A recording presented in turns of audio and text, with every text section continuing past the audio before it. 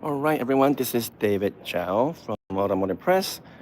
Believe it or not, I'm in Atlanta. Can you guys let me know if you can actually see me or see everything, hear me okay? Let's just make sure that you can see me. I'll say hi. I'll turn the camera back on. Yeah, let me know if you guys can hear me okay. I'm not using a special microphone or anything. And yeah, I got 3 people now just started, so I think people can see me, but I can't see the comments right now. So let me see if there's a way to see the comments. How do I do that? Let me just give me 1 second here. Yeah, I don't know, I can't see the comment for some reason. Oh, there you go. The comments begin to show up. Great. Can you guys hear me okay? Just say yes or no, I guess. So I can just see your comments also. I'll try to also use a second phone to see if I can make sure that I can see you guys, see the comments. Okay, good. You guys can hear me. Excellent. Good. All right. It seems to be working.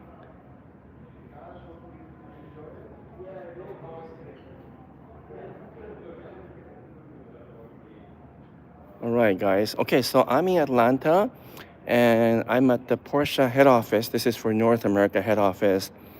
And I thought I'll do a live stream because there's so much stuff to see and share with you guys that it might be just easier to do a live stream than to try to take a video here, and because there's some music running in the background and so forth too.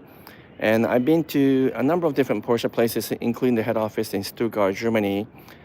But this is kind of a unique place because it's an experience center attached to the head office. You can actually go and drive cars, the Porsche cars, I should say. And you can also see a whole bunch of interesting things. And so it's a really cool place to come. They have experience center all around the world. There's one in LA, which I've been to also. It's the first time for me here in Atlanta. And there's also one in Japan now, which I haven't been to. That's a brand new one. I plan to go there as well. So let me see if I can kind of walk backward to the front here, just show you what the entrance looks like. And then making sure that you guys can see me and hear me okay. I really can't see the comments too well yet, so hopefully I can sort that out. Let me see if I can actually try to find a way to see the comments. So let me think. Here we go. I think I can see the comments now. Let me just give me 1 second, guys. So I got I got both phones on. One is filming and one is for looking at the comments. So that's perfect. So I can see that. So this is the front entrance here again. I'm in Atlanta, US, Porsche North America head office. There's 3 or 4 levels of interesting places to visit. And let me just briefly go outside so I can at least show you what's going on. And there's a few of you guys. You can also ask me any questions. It doesn't have to be about Porsche. Just want to make this a bit of a casual get together. Haven't done a live stream for a while. I did something with Kirk recently, Kirk Kreifels, who, by the way, isn't too far from here, and I should have arranged to see him. But I am gonna go see Ahmed at Car Care Nut in Chicago tomorrow. I'm flying to Chicago tomorrow, and then I'll be visiting Ahmed. I'll be doing live stream from there on Sunday also, so keep that in mind. But yeah, so this is what the head office and experience center looks like. It's located in 1 Porsche Drive. Porsche Drive, yeah, so it's kind of interesting that their address is named after their brand. Bunch of cars in the front. It's came in here, 911 T Hybrid, that's the new GTS, and then Taycan in purple color. So some really cool cars. Let me just quickly take a look at this one here. There goes, as you know. This one has a hybrid now. There's one that I can open door inside, so I'll show you that in a second. But this is a new GTS. It's got a really cool green color, which is a new color they introduced with the Dakar version of 911. Anyhow, it's a bit noisy here, so I'm gonna go back inside. yeah, you guys can ask me anything. It doesn't have to be about Porsche, but I'll focus on the Porsche just because I'm here. And I happened to meet with one of the viewers who works at Porsche just a few minutes ago. So big shout out to Rosha, I think was his name. And I look forward to, let me get my name properly here. Let me think here. Let me see if I can find his name. Oh, I can't seem to find his name right now. But anyway, he came by to say hi, so that was really nice. So what is my favorite Porsche of all time? Well, I don't know if you guys know, but I've owned almost as many Porsche as Lexus models, going all the way back to 2017 when I first bought my Macan GTS, and then we also had a Macan S. And ever since then, we've owned many different versions of Macan. You guys know that I've owned many different versions of 4Runner. I think 7 in total, but I owned, I think, 5 different Porsche Macan, and we have a 2018 Macan S right now. So in terms of daily driver, that's still my favorite all-time car for the price and for the value. But I also have Cayenne S right now, a new one, 2025, with a V8 twin turbo. That's just amazing. But I have to admit, nothing beats a 911.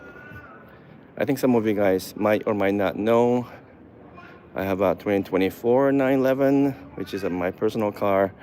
It looks exactly like this. This is a 2025 because it's white as well.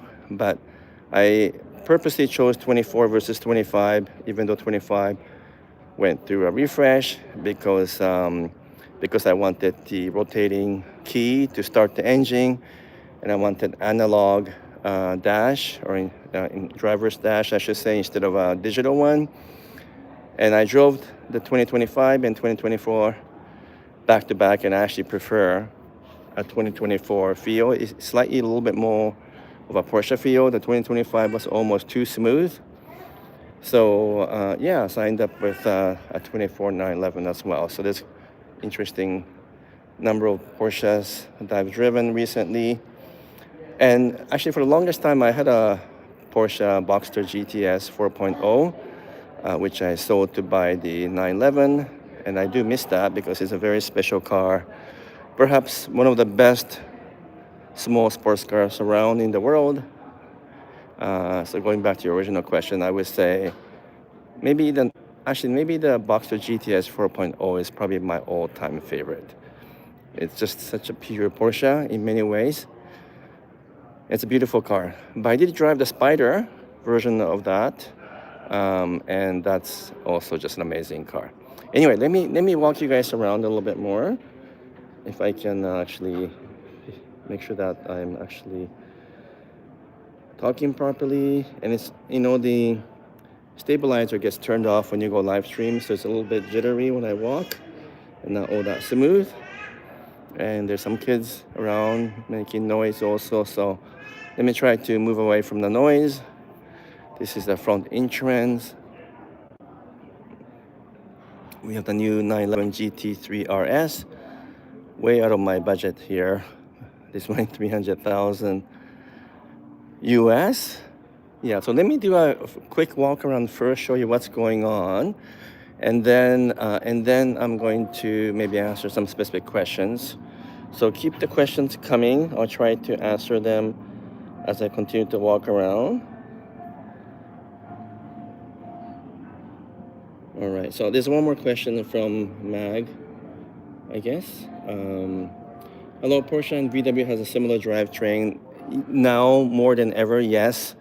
Except for cars like the 911, it's unique to 911, but the Macan carries a lot of the Porsche, Audi Q5, SQ5 components. And slowly but surely they became more Audi-ish. And Cayenne shares, of course, components with Volkswagen. In fact, it's actually built in a Volkswagen factory, the Cayenne. Yeah, so the 718s, Caymans and Boxster and 911s are unique to Porsche.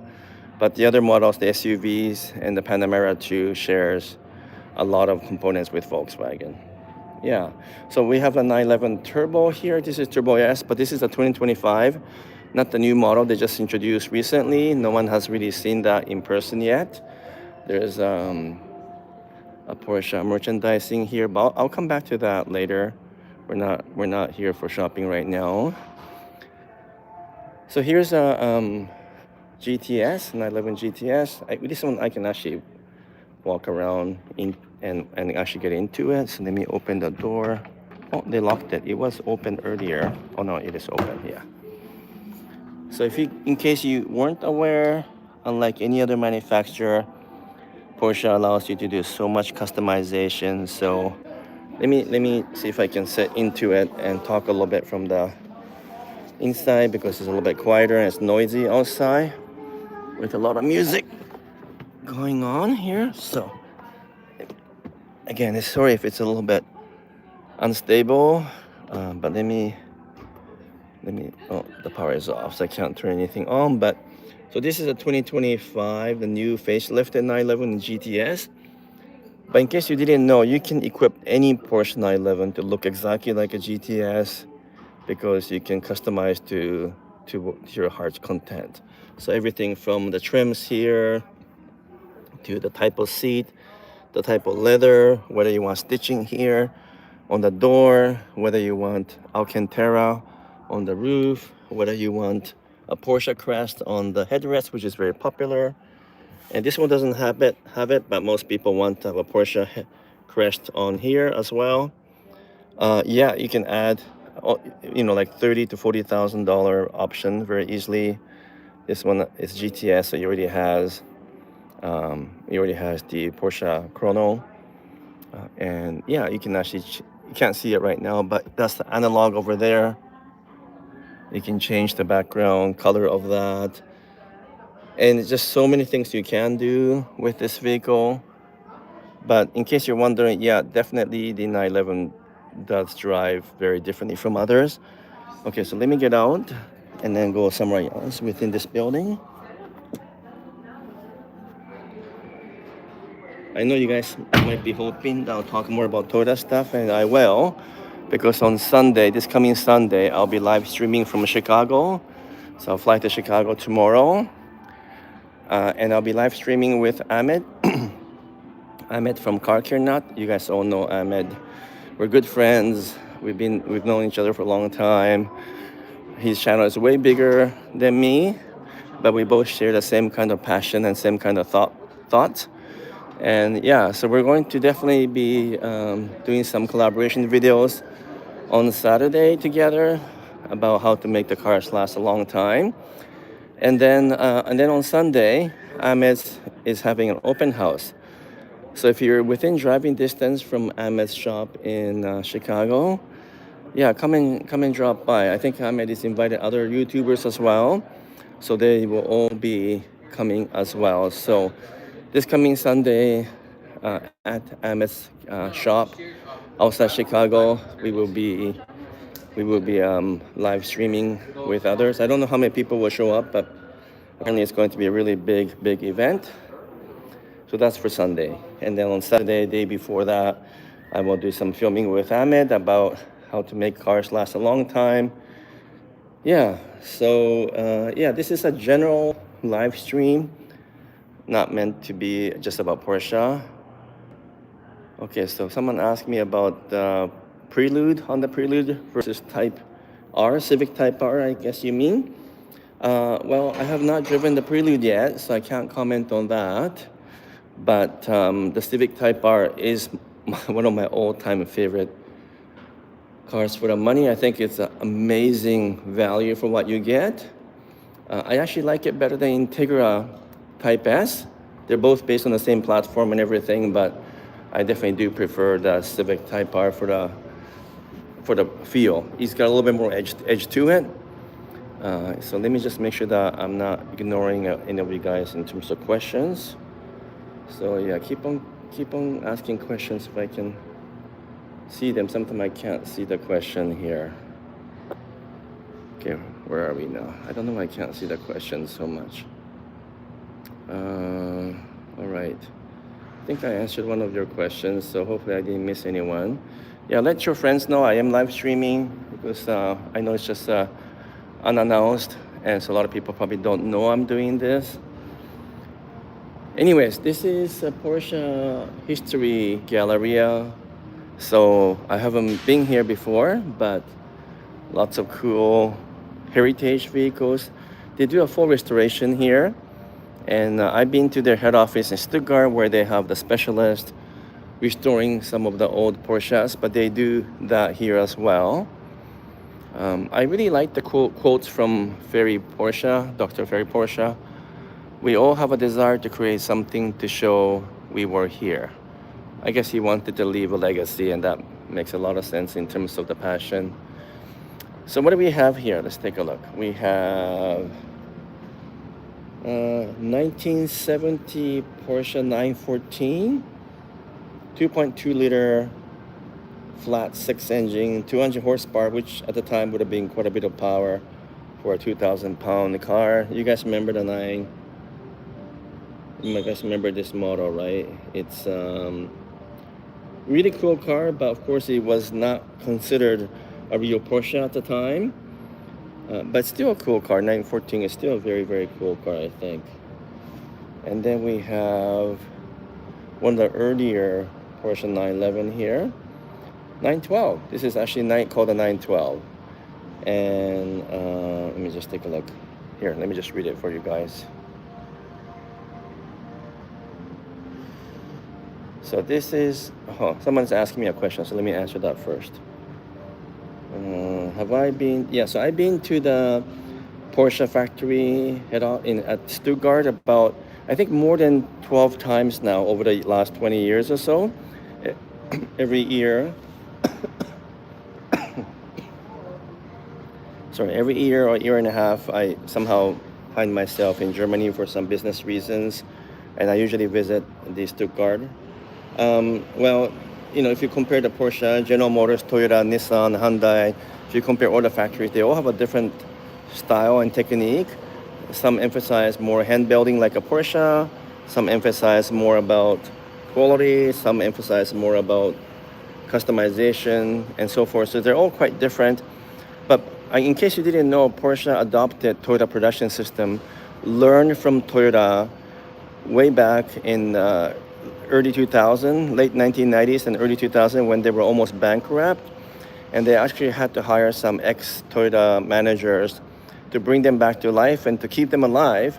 And to this date, when you go to Stuttgart, the people there do openly talk about the fact that they survived the worst part of of Porsche's history because they got help from Toyota.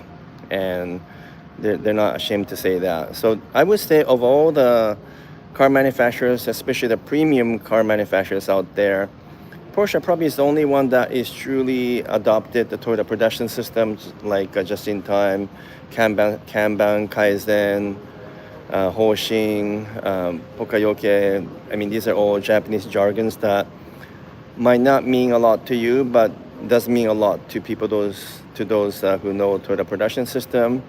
And Porsche has these things implemented. So they're not as automated, obviously, compared to the larger automakers, but they have a good quality going. And you can see that in the Porsche's history of quality control. And in their surveys and ranking, they do quite well, sometimes beating Toyota at their own games. So anyway, I hope that answers your question from Roshan. Oh, Roshan, yes, you're the one I just met. So thank you for saying hi. You're a big Toyota fan, but you work at Porsche, so that's really cool. Two of the best brands out there. So anyway, coming back, this is 912, Porsche 912. And then we have here, what year is that? 1965 911, 2-liter flat six, only 130 horsepower. Only top speed of 131 miles per hour, but it still looks gorgeous, right? I mean, you still got the iconic 911 look. You got these big bumpers, bumper stopper things sticking out that was part of the requirement for safety. Yeah, and then we have this beautiful green color, which is, what year is that? This one doesn't actually, 1968 911. And yeah, this is really cool. Also 2-liter flat six. Also 130 horsepower, 129 pound-foot of torque. So not a lot of torque or power I don't think power and torque really were meant to mean a lot back in those days. It was more about styling, the handling, and the feel on the road. And for those reasons, the Porsche were unbeatable. Flat six versus V6, is there a huge difference? Well, it's a fundamentally different design. But honestly, it's not so much it's a flat six versus V6. It really comes down to how long the manufacturer was designing that kind of design for a long time. So with the Porsche, it's always flat six. And so that's their expertise, and they can make it better than anyone else. But for most of other car companies that have been doing V6, then that's their specialty, or that's what they design, and so therefore they can make V6 better than flat six. So there's some inherent advantage with the flat six because it's supposed to be a little bit smoother and a little bit more torquey. But honestly, that's something that's hard to prove, because once you get to the point where we have modern engines like today, I don't think the basic configuration makes that much difference. I do like inline six though, because inline six does have a different feel from V6, and that's the engine that we had in the older Supra. Also, BMW is big on inline six, and I do feel that they have a different character, and I like the feel of the inline six, maybe even more than flat six. But having said that, my 911 has a flat six. It has turbo, of course. It's all turbo now, and it feels great. So obviously they know what they're doing when it comes to designing their engine. So let's keep on. I don't know if I can keep on going down here. There's also some race cars. This is a 2009 911 GT3 Cup. What else do we have here? Let me just make sure that I'm not missing anyone's questions. They don't pop up in front of me properly. This is so this has a 3.2 liter flat six. This is part of Le Mans 24 hours. They're not involved anymore, but they keep winning every year. And I remember going to Germany to celebrate their 24 Le Mans wins. They have a open house on the final day. So I did that for a few years. Yeah. So yeah, I guess, are some of you guys located in Atlanta or nearby? Maybe let me know in the comments. I have been here quite a few times, but not for the last 10 years or so. We used to have a lot of press events and in Atlanta, but somehow it's usually in Texas or Arizona these days for some reason. But let me go down here, see what else I can show you guys. So one of the viewers said, Magdag, you're from Orlando. Okay, not too far, right? Okay, so let me quietly go down here. I don't know what's down here. So you're experiencing it the same as me. It's the first time I'm at Porsche Experience Center here. Oh, this is, I guess, like a conference area. So maybe I'm not supposed to be here. I'm not sure. Let me just double check to make sure that everything looks okay so far. All right, so still looking okay. I guess there's a bit of a delay though, I think, in terms of what I'm showing and what's showing on the screen. So that means your question might get delayed as well. Oh, I can't go there. It said authorized access only. So I'm not gonna do that. That's part of Porsche Experience Center. That's where you can basically rent the car for an hour or two. I think it's 90 minutes. You get to drive around the racetrack. I'll show the track shortly. What else is happening? I think I'm not supposed to be here, but somehow I'm able to access it. Yeah, I guess this is like the conference room where they talk about their experience center, maybe in a larger group.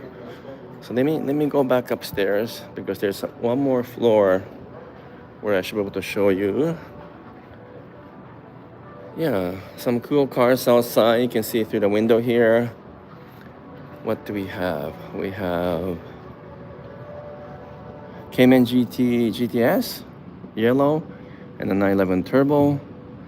I guess 911 Turbo is still considered kind of dream car for everyone. But honestly, as I mentioned earlier, the Cayman and Boxster GTS 718s are amazing cars. All right, so let me go back upstairs. In the meantime, ask away, ask me more questions. I guess you guys probably were hoping I was live streaming from Toyota head office. I'm not doing that right now, but I will be in Japan in about 3 weeks, and I'm going to visit some factories at Toyota, Nissan, and of course, a big day for us next month because it's the Japan Mobility Show. Used to be called the Tokyo Motor Show. Kirk Cryfos will be there. Kirk and I'll be not live streaming, I don't think, but we'll be filming a lot. So keep an eye on that. That's only about a month away. I said 3 weeks, but about a month away. Yeah. So would I visit Mazda? Yes, I am going to visit Mazda. In fact, I'm going to Japan with Mazda invitation. So I'll be visiting their head office. I think we're not visiting the factory this time. Oh no, actually I think we are. So we're visiting the factory also in Hiroshima. Yeah, let me see. So one of you said Chenchilla. Say you'll be in Tokyo also for Mobility Show, but I guess as a regular attendee. So yeah, I'm only attending the press conference, which is not open to public, because once the door opens to public, it's just gonna be too busy. So I'll be at the Mazda head office by that time. Oh, here's a famous slant nose Porsche with a 3.6 liter turbo flat 6, 380 horsepower, 1994 Turbo S. Oh, this is beautiful. Well, will be like a collector's item if you can get your hands on one, which will be very difficult, but it's probably worth quite a bit of money. I don't even want to guess how much it's worth. I'm pretty sure north of $500,000 or more. Okay, so let me keep on going. I think I can go down one more level and see what oh, you know what? There's a parking lot down here, which is not part of the conference or part of the Experience Center, but I found it interesting because you see all the different Porsches parked out here. I guess from the owners who might be here visiting, or perhaps Porsche employees maybe. It's quite a few Porsche cars. As expected, lots of 2025 911s. It's pretty dark here. I don't know if you guys can see. Now, if I can name some of these colors, I guess I should be able to, being a Porsche fan too. That's slate nail gray, I think that's a new color. And then this is ice gray, so it's a slightly muted white with the silver mixed in, perhaps the best color that Porsche has right now. We have the Porsche Cayenne Coupe, that's chalk color, all-time favorite. Yeah, quite a few different Porsches. Let me go back in there though. I'm getting distracted with things, and it's super hot here in Atlanta. It's just really hot, so the parking lot is humid too. So I'm gonna go down here and I'll take a break and answer some questions. Let me see, there's more questions here though. Is Infiniti going to come up with anything worth buying since Nissan is such a trouble? Oh yes, definitely. Yeah, oh yeah. Don't write them off yet. Nissan / Infiniti are not a small company trying to survive. They're a huge Japanese company, and there's no way Japanese government or anyone else for that matter is going to let them sink. So they're gonna be revived over the next few years, I think successfully, and there are a lot of people helping Nissan Infiniti to revitalize their strategy and their direction. And the new president, he's a car lover. He loves cars, and so I think he's gonna revive some old nameplates. I think he mentioned something about 240SX and some of those older models, older nameplates will be coming back. Yeah, don't write off Nissan or Infiniti yet. They're gonna come up with some cool cars. I suppose we'll see some of that preview at the Tokyo show next month. So here's another little museum, which I guess this was part of, oh yeah, this is part I just came from, I think. Let me think. No, it's different, but I don't know if I can go in there. Let's take a look. Oh no, it's locked.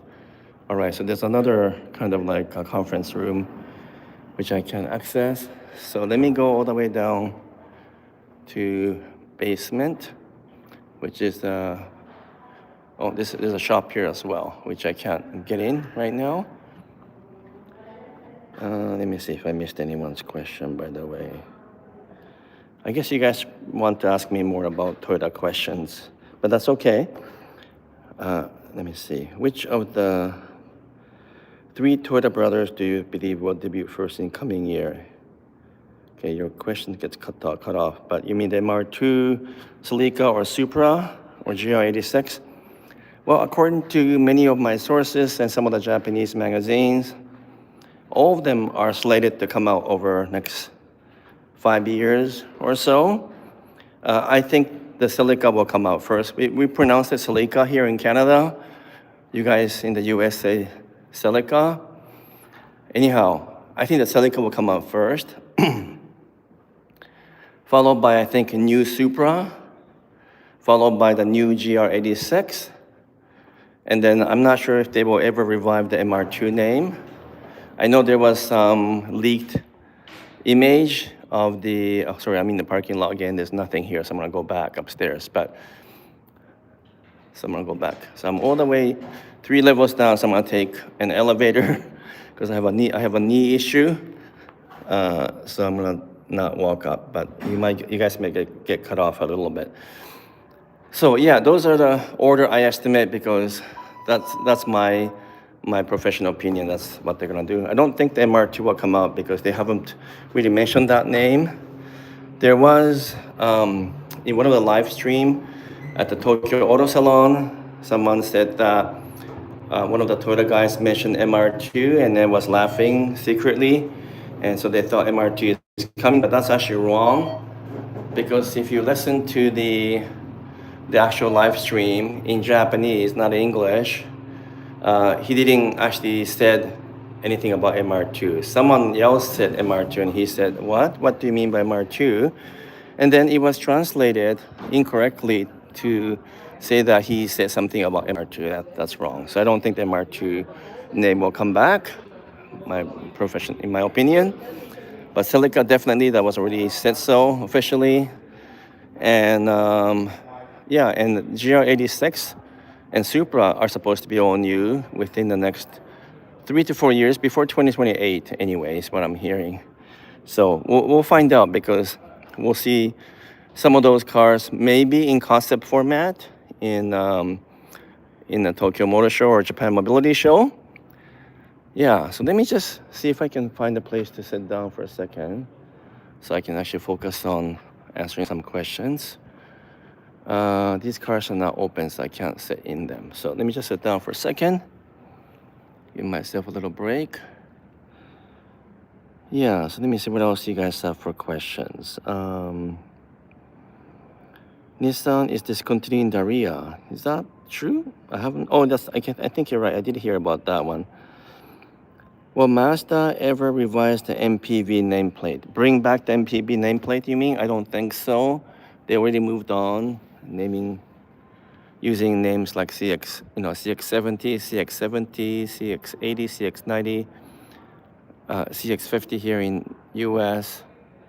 So yeah, they're not gonna, I don't think they're going to ever use different names or even revive the minivan, multi-purpose vehicle MPV nameplate. I don't think that's gonna happen. Yeah, there's just too much focus on SUV these days.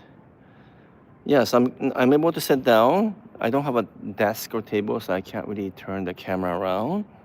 But I'm happy to answer some questions. There's a few more things I do want to show you here at the Porsche Center, but I'm gonna just sit down for a second here, and I'll take you to the cafeteria and then also the shop that sells some Porsche stuff. Okay, so you got some questions. Well, Honda, let me just take a look here. Will Honda ever produce a new version of the Element? That would be that would be good, isn't it? That would be really cool if they ever decide to do that. But the world has moved on and no one buys small cars anymore, and certainly not tiny hatchbacks anymore. And so cars like the Nissan Micra, Kia Soul, those kind of type of small cars just don't sell, never did sell very well. So I doubt very much they will do that. But that would have been a very cool thing to do. But I rather have Honda bring back some older Acura names, since we already have Integra, I should say. They should bring back the Legend. I know they're bringing back RSX, but as electric car, so that's disappointing. But yeah, I don't think anyone misses the Vigor name, Acura Vigor, but Acura Legend. I just saw one here half an hour ago, and that's a cool name and a cool car. Well, Lexus continue to make V8 engine. I don't think so. The factory in Japan that makes the V8 cars are already unofficially shutting down of the V8 line. So, IS 500 is already going to be canceled. It is canceled for 2026. And that leaves Lexus LC 500 as the last Toyota car with a V8. And I'm pretty sure that's getting canceled after, supposedly this year. But I heard rumors that's going to carry on to 2026 model year. So then it will be canceled after 2026. I think that's what's going to happen. I think 2026 will be the last year for LC 500, and then there will be no other V8 powered Lexus model. I know there's some stuff you heard about Toyota Supra with a V8 engine. That's not a production car. That's just for racing. So I think it's gone. However, with all the changes in politics, with many of the emission requirements being wiped out now and it's gone, and therefore car companies suddenly bringing back V8 engine like the Hemi V8 from Stellantis group. So it's possible Toyota Lexus might go back and say, you know what, let's keep the V8. Let's hope that will be the case. Steven is asking my favorite Acura. You mean the current Acura model? Well, I really like the TLX Type S, but that's getting discontinued. But I really like that car. I think it's a bargain sports sedan. For the price, it drives really well. I like the Integra Type S, but I do admit I like the Honda Civic Type R better. So I would say, I don't know. I guess if I were to buy an Acura, I would buy the MDX Type S. That's a perfect car for me. In many ways, better vehicle than my Lexus GX 550 because it's sportier. But if I were to just pick any favorite all-time cars, I think in the recent years, it would be the TOX Type S.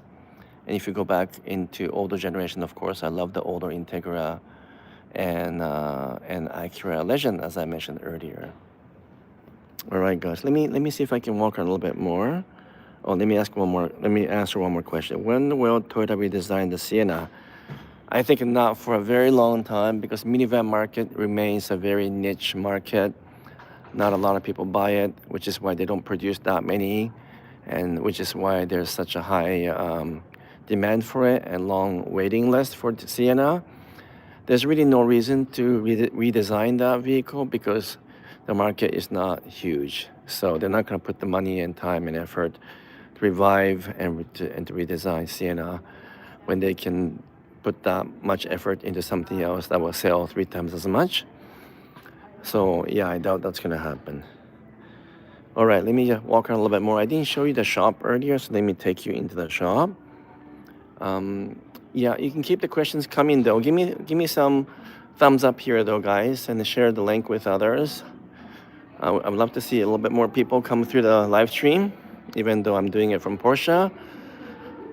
I do admit that if I'm live streaming about Toyota Lexus cars, I get more views, but hey, I gotta do a mixture of different things here. So let me take you into the shop briefly and I'll answer some more questions. All right, guys? I gotta find some place to sit down after this so I can focus on responding to some of your questions. All right, so hopefully they'll let me film here. I think they'll be okay with that. So there's a lot more type of merchandise here than the normal Porsche stores. I noticed these very different design called the Porsche Ahead. series. So kind of cool with these tags on here. So I have never seen this in a Porsche dealer or even in Germany. When I was there last year, nothing is cheap though, so very, very expensive. But if you do own a Porsche and the brand means something to you, then you might be willing to spend that money. I suppose I'll come back later and find something to buy, maybe a cap or something. I did end up buying the 911 Turbo limited edition shoes, which you see here. Every country had a different color. I bought mine in Germany, so it was dark green. And here in the US is this beige color. And in Canada, it was a red color. Yeah, let me get out here for a second. See if I can find a place to sit down. Maybe I can sit down in the 911 and then turn the camera around, answer more questions. I think it's open. Let me see if I can. I think it's open. All right, so I'm gonna sit down in the Porsche 911 Turbo. This will be my little short-term, not office or studio, but place that I can answer some questions. So maybe I don't have any place to put the camera down. Let me see if I can find a way to do that, and then I can focus on answering more questions. Let me see if I can put the camera down somewhere. All right, I might have found a way to secure my camera. Maybe not, maybe not. Okay, here you go. Not the best angle. It's not being held very well. Yeah, kind of works. All right, so I turn the camera around so you can see me a bit more in person. And let me see if I can actually focus on answering some questions. All right, so ask away. And let me see if I can actually make this a little bit more of a real live stream in terms of answering questions. How long have I been doing this for now? How long has it been? 42 minutes, a long time. So another 15 minutes or so, I gotta sign out, guys. Let me see. Well, so Dag, you keep asking questions, so that's good. Keep it coming. Well, Toyota bringing back the V6 in cars from which it has removed now that Trump has canceled restrictions on gasoline vehicles. So, well, the challenge is, I want to be able to say yes, but the challenge is it takes anywhere from 2.5 to about 4 years to redesign a car. Even if it's just an engine, might be a little bit shorter, more like, I think it takes about 2 years. So the question is, what's going to happen then if they decide to put V6 right now and it takes 2 years for it to happen, then it's, potentially a different president will be residing in 4 years time, and things can change again. So unlikely that conservative company like Toyota will change some drastic things now, knowing that it'll take a couple of years to get it sorted out. So my short answer will be no, but maybe if enough people said they want V6 and not the Turbo 4, which is what I feel too, then it could still happen. So that is still very possible. I just realized I left my Automotive Press cap somewhere because I'm not wearing it. So hopefully it's still probably on one of the seats I was sitting down. Anyway, I'll go and find it after the live stream. Yeah, so I don't think that's gonna change. So 4Runner, well, actually all the Toyota cars has basically Turbo 4. Land Cruiser, 4Runner, Tacoma, Lexus TX, Grand Highlander. Oh my goodness, they're all 4-cylinder engine. I mean, I would like to have the Land Cruiser at least have V6 because a very similar Lexus GX has turbo V6. Oops, there's people. Sorry, I'm just live streaming here. Are you able to? I'm just live streaming here. I can hear all your conversation. I'm just live streaming. So if you don't mind talking just outside, is that okay? Thank you. Yeah, thank you. Yeah, I can hear everything they're saying. Sorry about that. I just have to ask them if they can move because they're talking pretty loudly, and I don't want to publicize their conversation. So it was more for their protection. But anyway, all right. Okay. So what else? What else you guys want to ask? I got maybe another 10 minutes or so, and I gotta take off before the traffic gets really bad in Atlanta. All right. So I guess the questions are not about Porsche, which is fine. Even though I'm at the Porsche head office. I want to buy my wife a 2025 Mitsubishi Outlander. Should I get the gas or the hybrid? I don't know how reliable their hybrid system is. Well, the answer to that question is, first of all, it's not just a hybrid, it's a plug-in hybrid. But that's the way Outlander comes. If you buy the hybrid version, it's a plug-in hybrid. It's a naturally aspirated engine. And from what I gather so far, it's been pretty reliable. They had the plug-in hybrid for quite a long time in the previous model as well before the new model came out. So I would buy the plug-in hybrid because it has better resale value. It doesn't use the engine that much because it mostly uses the electric motor in the electric motor mode when you drive. So yeah, definitely get the plug-in hybrid. I think you'll be happy with that. What kind of powertrain do you think Macan successor will have? Well, so we already know quite a bit. So the new Macan was supposedly going to become fully electric. So there will be new Macan electric model that already came, sorry, the new Macan electric already came out, I should say. So that's the Macan 4, Macan 2 electric that came out a couple of years ago. And then what I meant to say is that they were supposed to then cancel the Macan gas version last year and only keep the Macan electric. But with the current situation where electric cars are not selling as well and gasoline engines are in high demand, including the gasoline version of Macan, they kept the gas version of Macan a little bit longer, as you know. But it is coming to an end because it doesn't meet a lot of the safety slash emission standard. For example, some of the Porsche cars are not sold in Europe because they don't meet the cybersecurity regulation, and that's not something you can just modify to make it fit. So the current Macan gasoline will go away, I would expect probably in 2026 or so, maybe 2027. And they are rushing to try to design a gas version of the new Macan, either based on the new Macan Electric or based on next generation Audi Q5. Neither of which going to happen soon. It's going to be 2027 or potentially 2028 before they can do that. And that's when they will introduce a new version of the Macan gas version. But it will be different from the current Macan because it will probably be based very much on Audi platform, Audi Q5 platform. So it might not have the same Porsche character is what I'm thinking. So I would buy the Macan right now if you want to buy the gasoline version. Okay, so what else? What is my opinion on the problems with the engine and transmission Mazda CX-90 have had? So are you talking about the fact that you have to remove the engine to fix anything to do with major repairs in the Mazda CX-90 and also some of the transmission shifting problem? Well, the minor issues to do with shifting and so forth have all been fixed now. So if you buy a 2025 or 2026 CX-90 or CX-70, you shouldn't have that problem.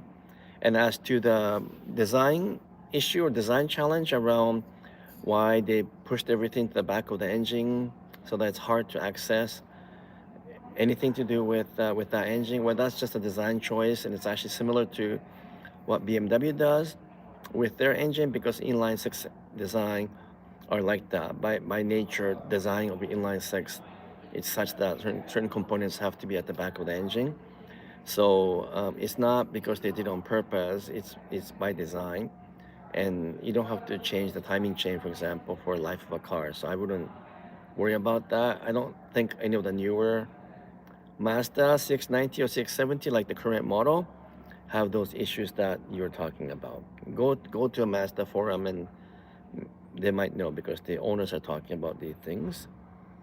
How many and which cars do you currently own? Well, that's not a difficult question to answer, but I have to explain a little bit in the sense that I have some cars that I use as a daily driver, as my daily cars. And then I own a small company that has a fleet of cars, that because every manager gets a company car in my organization. So we have a 7 company car, I think 1 personal car. So yeah, so I guess theoretically I own all of them because I own the company, but I don't drive all of them because some of them are assigned to my managers, my staff. But my daily driver, as you guys know, is my Lexus GX 550 Overtrail. I just bought that a few months ago. My weekend car is a Porsche Cayenne S, which is a 2025. It's a V8. So those 2 cars is the one I drive the most often. And then I have an older car, 2004 Lexus SC430. That's my kind of collector's car, my fun car. So that car I purchased last year, so I still have that. And then in our fleet, we have 2018 Porsche Macan S, assigned to one of my managers who is very passionate about Porsche, so he gets to drive that. We have a new 2025 Lexus NX plug-in hybrid. So again, one of my staff drive that. And we still have a 2023 Lexus GX 460s. I still love that car with a V8, and my office manager drives that. So we still have that. My wife has a 2021 Toyota RAV4 Prime. And it's not a new model because she likes to keep the same car for a long time, so we haven't had reason to change it. So that's also in our fleet. And on a personal note, I have a 1981 Cadillac Eldorado. Again, just a fun project car that I'm trying to sell right now because I don't drive that car. And I have a 2024 Porsche 911 C2, Carrera 2. So the kind of base model, I have that as well. So those are all the cars I have. There are many other cars that I would love to own, but I just can't do that right now. And you guys know I had a Land Cruiser. I sold it to buy the GX 550. I plan to keep the GX 550 for a little while. But if I sell that, then I'm not sure what do I buy next. 4Runner TRD Pro maybe, Trail Hunter maybe. I'm still thinking about that. I'm happy with what I have now. I should be, right? And so I don't plan to change anything for a little bit. I would love to get the new RAV4. That's maybe the only thing that I would like to change if it's possible. When are we going to see a Land Cruiser FJ? Is it going to have a V6? Well, definitely will not. Oh, actually, I shouldn't say definitely not V6, because I think it will be. I think in Asia only cars will only be sold in Asia or Europe, and therefore it's going to be most likely based on the Hilux platform that's built in Thailand. So I think it will be built off that, and so you can get a small 6-cylinder engine. I think 2.7 liter 6-cylinder engine with that car, which should also be offered in the Land Cruiser FJ or Mini FJ, whatever it might be called. And you will also have a diesel engine, which is what I'm expecting to see. But it's supposed to come out next spring in Japan. Actually, that's what they're saying. So maybe we'll be lucky and see it at the Japan Mobility Show in about a month. I'm crossing my finger that we might see the Land Cruiser FJ.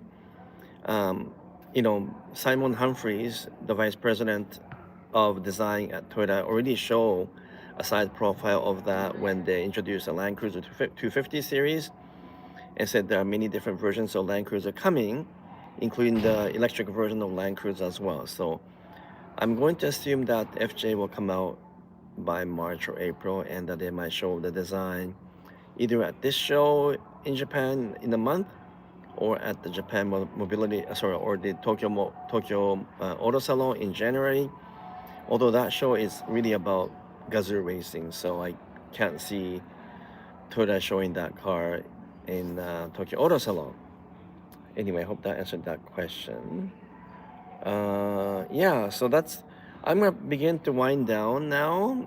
If you got last minute few questions, maybe you can ask away.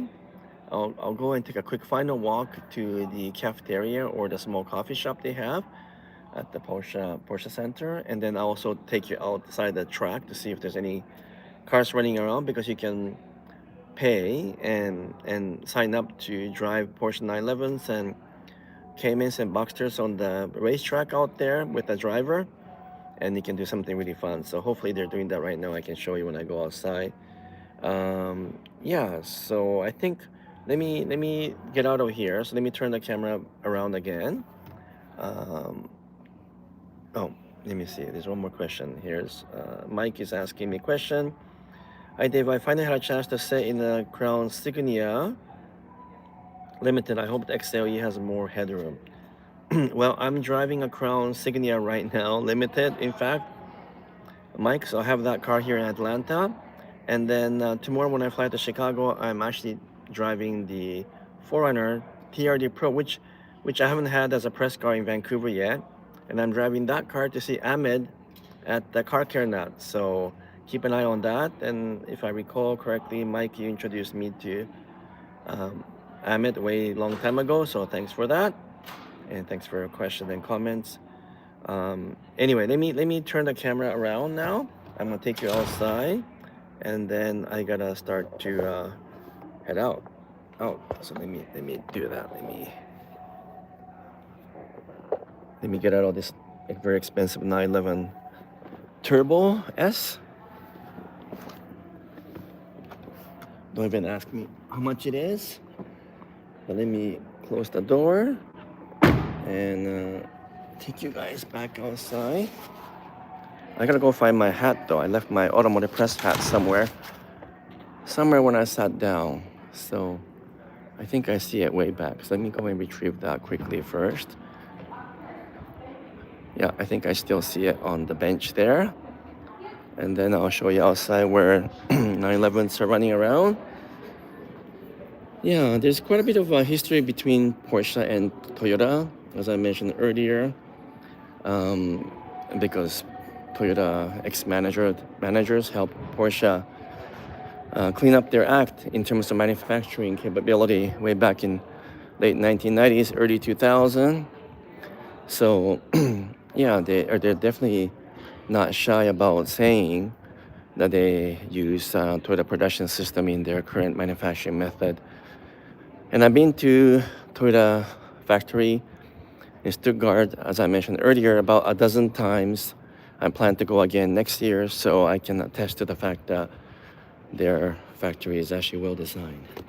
All right, so I got my cap back. I didn't lose it, which is a good thing. You can see all the different color of Porsche in the wall there, by the way. So you can play around with that. Let me see, can I get out here? I think I can. Let me see if I can get out and see if any Porsche is running around. It's pretty out here. It's mid-September and it's even hotter than summertime, so crazy weather. But here's a track, so you can see people getting into the Porsches. You can see a bunch of 718s, 911s, all under the shade there. And they go on the track with a professional Porsche driver. They learn how to drive on the track. So there's one coming that's a Cayman electric in bright orange metallic. There's also a Panamera down there. I don't know if you can see that. Let me see if I can zoom in a little bit more here.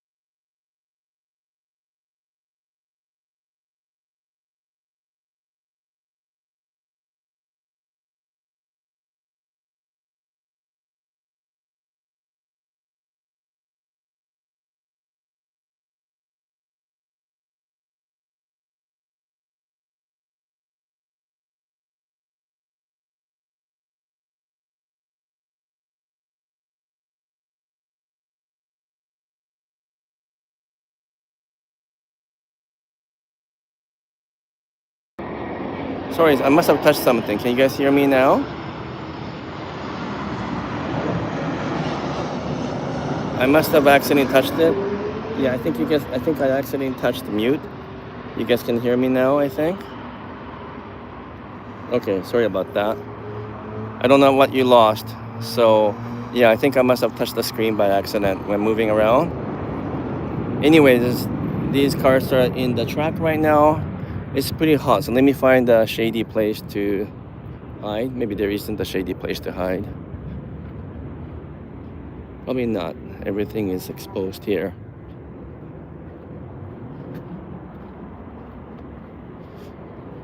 All right, guys. So this is the Porsche racetrack at the Experience Center.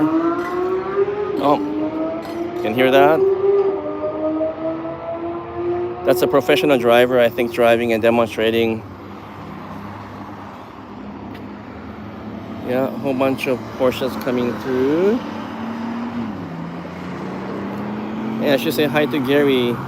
Gary, you always make a lot of comments on my videos. I appreciate that. And thanks for joining live stream. Unfortunately, I'm gonna probably stop the live stream very soon, but you've always made lots of comments for me, so thank you so much. You and Mike, both of you, very active in my channel, so thanks for that. But here's a Panamera coming. I'm hoping that he's gonna go onto the skid, the drifting platform there, but no, maybe not. He's just gonna go through brake testing, I think. It's also near the airport, so it's loud here.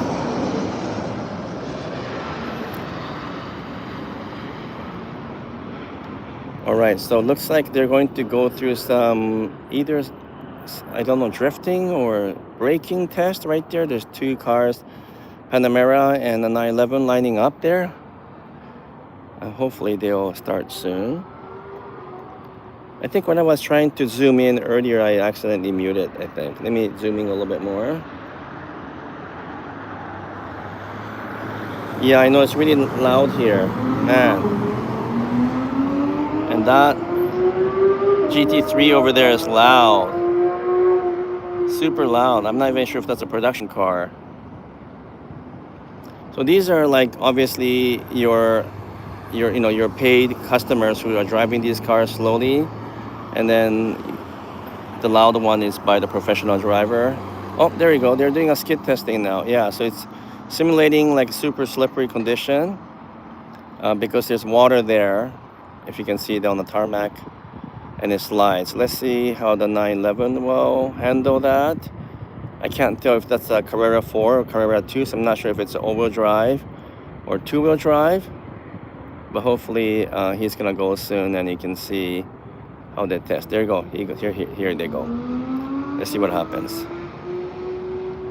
Okay, you can drive. I think you're supposed to brake and turn the steering at the same time to simulate sliding. Oh, there you go. He's sliding all the way. Yeah. That's clearly a two-wheel drive Carrera. Yeah, so he came off the platform there. More Porsche. These guys are now speeding up a little bit. They're driving a bit faster. Let's see. I think they're gonna go into this skid plate now. This is gonna like drifting 360 degrees sort of thing. So you'll see that come. Yeah, you can really feel the GT3 engine sound. Okay, let's see if the Panamera is gonna actually do that. Let's take a look. There you go. This is gonna be fun. Keep an eye on this one, guys. He's gonna try to slide around once these cars have gone away. So there's a couple more cars lining up to do the sliding thing. You got GT3, you got Boxster GTS behind it. All right, is he gonna go? No, he's signaling other people to go first. Okay, so maybe he's gonna go first. Okay, this is gonna be fun. Keep an eye on this, guys. He's gonna slide around. Oh, maybe not. They're not gonna. Oh yeah.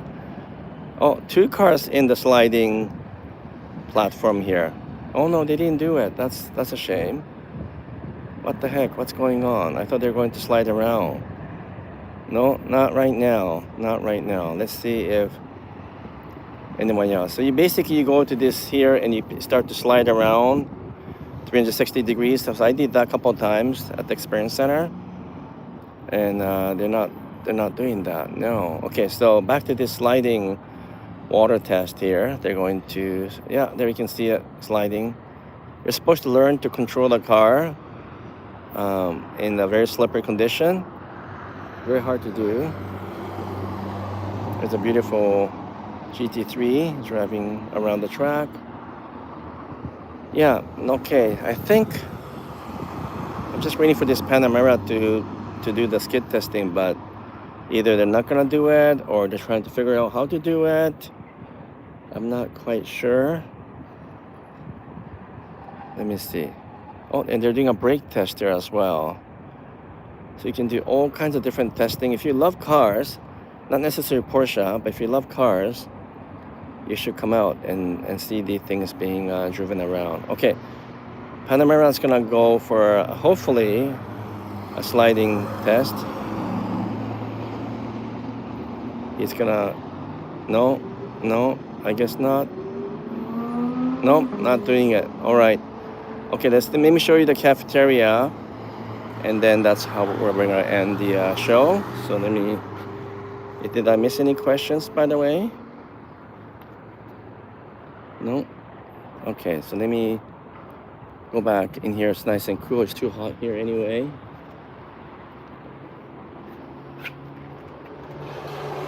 I had a quick lunch here earlier. Actually, surprisingly good quality food. So I guess they're closed down now. So this is the coffee shop. They also have a much fancier restaurant upstairs, which I didn't have a chance to try. All right, we're back in the showroom. And yeah, it's been almost an hour, right? Over an hour. Oh, by the way, there's all these cool die-cast mini cars on the wall. Can you guys see that? But it's getting busy here now. I think it's yeah, it's busy and loud. So I'm gonna have to stop here, guys.